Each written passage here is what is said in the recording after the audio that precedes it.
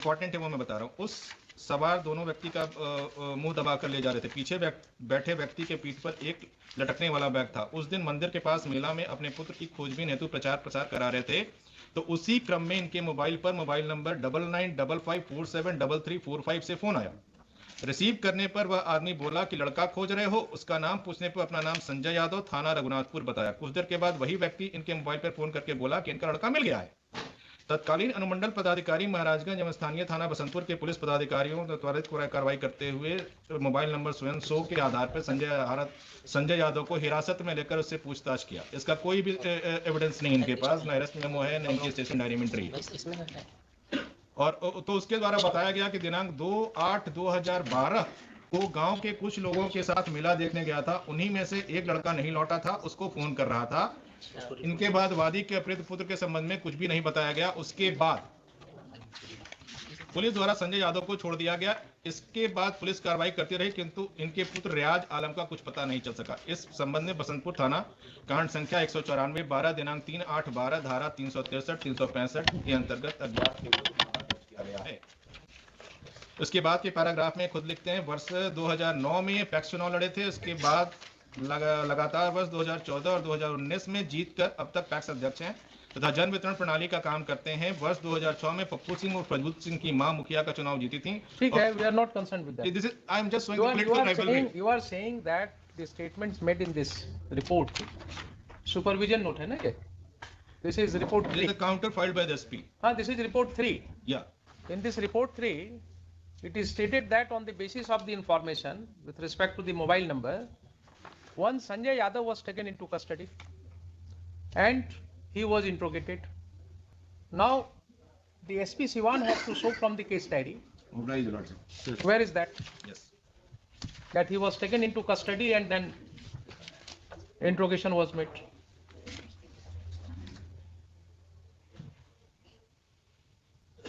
से पूछताछ है sir. Show me the diary.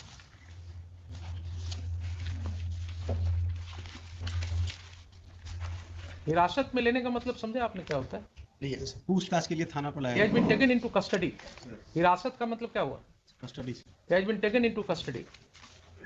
Then have you released him after taking bond or something on finding that yes, he is not looking involved in this matter?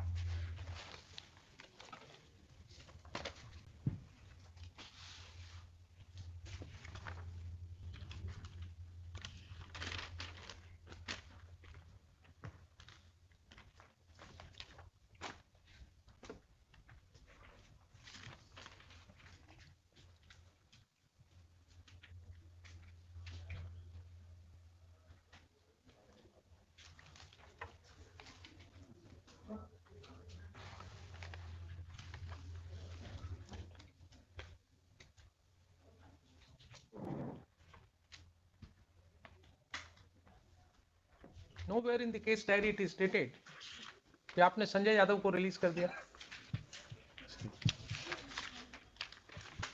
In paragraph 25 it is stated that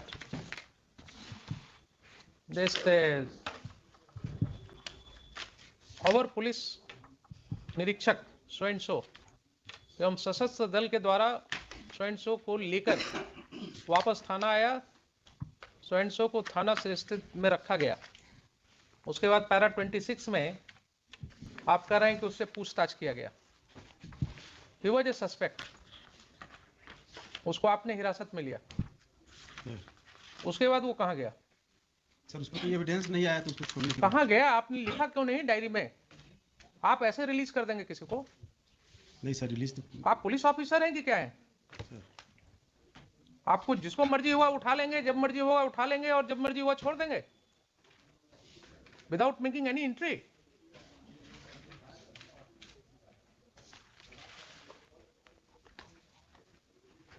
आज तक section 25 of the evidence act इसीलिए exist कर रहा है क्योंकि आपके द्वारा जो कन्फेशनल स्टेटमेंट एक्सट्रैक्ट किया जाता है पुलिस कस्टडी में, वो एडमिसिबल नहीं है एविडेंस में, इसीलिए because the court do not believe that you have extracted confessional statement without coercing or without applying a third degree method. ये आपका कंडक्ट कैसे शो करेगा, इसको बताइए इसको. Who is the officer responsible for this? 2012 Who released him? 2012 का ही है sir, इसको हम 12 में है तो क्या हुआ? जांच कर लेते हैं sir. Responsibility has to be fixed. Sir हम जांच कर लेते हैं sir. Responsibility has to be fixed. कानून में देर हो सकती है, उसके लिए कोई बात नहीं है, कानून में देर होता है कहीं कहीं, लेकिन he is right in saying साहब आप उसको जब हिरासत में लिया तो फिर आपने रिलीज कैसे किया उसको, और किया अगर आपने तो किस प्रोसीजर को फॉलो किया. He was a suspect. आपने मोबाइल सीज किया? नहीं किया. आपने उसका कोई फॉरेंसिक टेस्ट नहीं कराया, कोई वॉइस टेस्ट आपने नहीं कराया. किस बात के आप इन्वेस्टिगेटर हैं?